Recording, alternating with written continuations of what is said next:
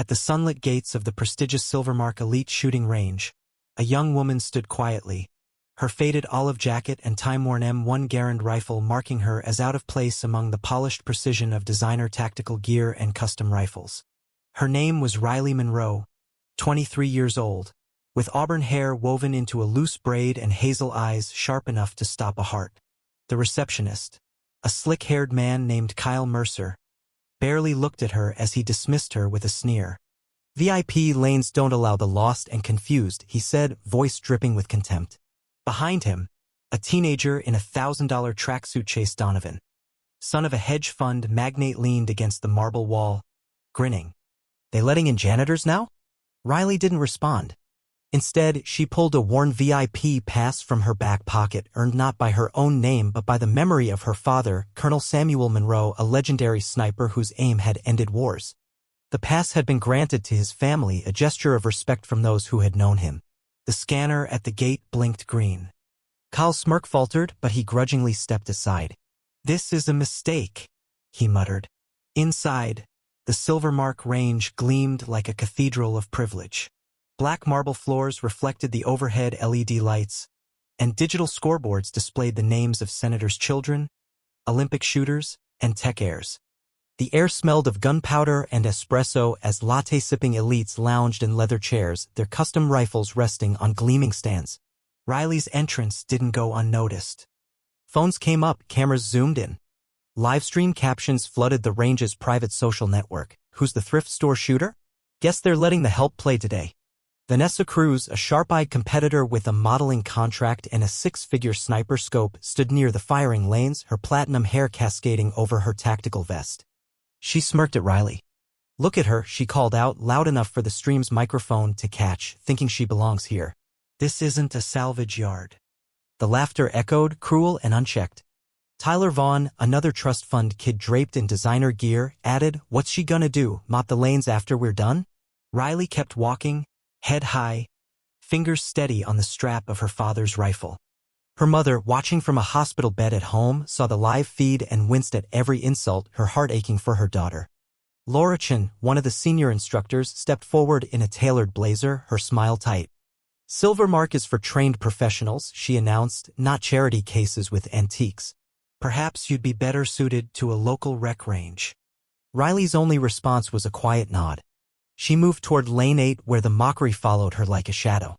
Ethan Grayson, the range's golden boy and son of aerospace royalty, leaned casually on his custom $60,000 rifle, his black tactical uniform tailored to perfection.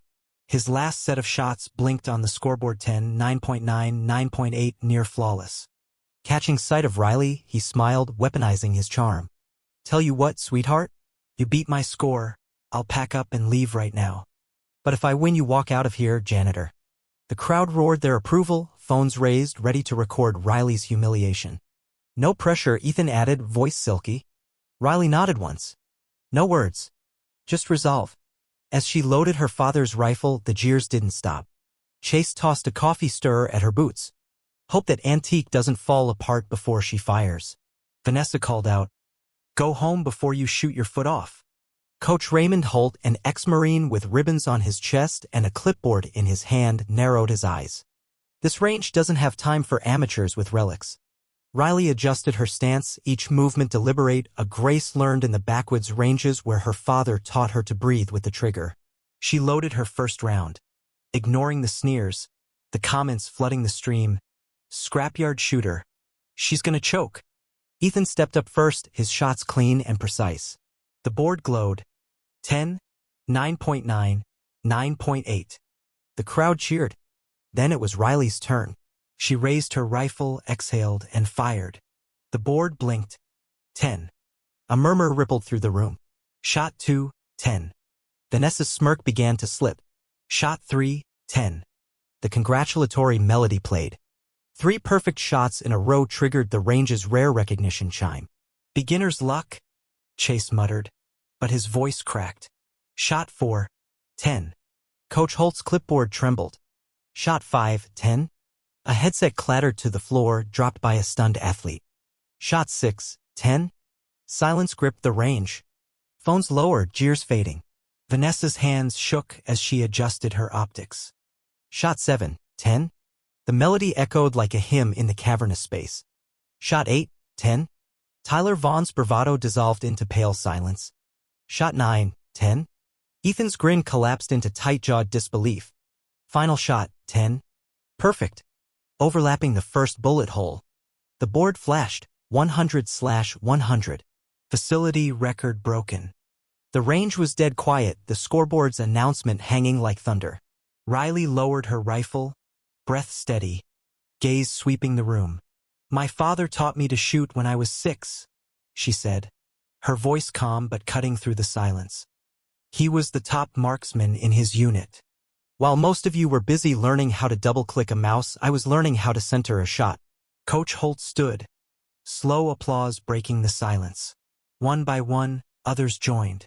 Even Ethan remained frozen, his arrogance turned to ash, his gaze caught by the quiet power of her presence. "You're not just better," Ethan finally said, his voice rough, loud enough for the live stream. "You're untouchable." The crowd's earlier mockery collapsed into applause. Their cruelty burned away in the heat of Riley's triumph. General Marcus Hayes, the range director, stepped forward, his silver hair catching the lights. "Riley Monroe has redefined the standard of excellence here," he announced, eyes sweeping the staff. "Those who mocked her, Kyle, Professor Chinar suspended pending review. Skill, not status, defines our range." The scoreboard updated, Riley's name etched at the top, Riley Monroe record holder, 100/100. Phones now buzzed with praise. "Riley Monroe legend. She changed the game." Connor, Tyler, Vanessa, each one slunk away, their status powerless against the weight of her achievement. Even the general who'd muttered about bloodlines offered a quiet apology, his words swallowed by the roar of respect. Ethan lingered as the crowd thinned, his cocky armor stripped away. "Can we talk?" he asked softly. "I owe you more than an apology." Riley's smile was faint but warm. "Coffee's a start." Months later, their story didn't end at the range. Ethan, once the king of the elites, learned humility at her side, their bond forged in the crucible of that moment. 3 months after the match, he proposed simple, perfect, like her. They married quietly, the plaquette silver mark still bearing her name, her record unbroken. Riley Monroe never needed their approval. She was the bullet that hit the mark.